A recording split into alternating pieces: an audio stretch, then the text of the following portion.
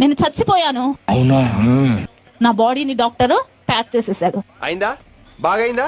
మనిషి శరీరంలో ఒక మెదడు మాత్రము కొంత సమయం వరకు కొట్టుకుంటూ ఉంటుందండి.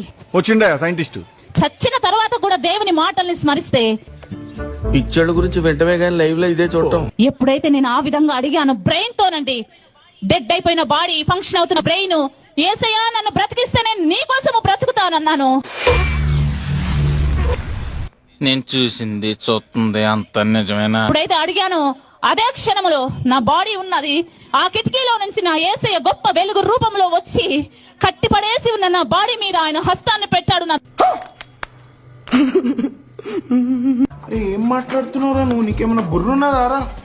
ఎప్పుడైతే దేవుని హస్తము నా మీద పడిందో, కట్టిపడి ఉన్న మూడండి, ఒకటి తల మీద కట్టారు, ఒకటి నడు మీద కట్టారు, ఒకటి కాళ్ళ కింద కట్టారు కట్లు. ఆ 3 మరణ బంధకాలు తెగిపోయినాయి.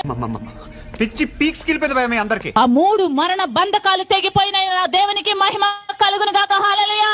నేను మరీ అంత ఎదవలా కనపడుతున్నానా? ఓ మాదిరిగా కూడా కనపడలేదా?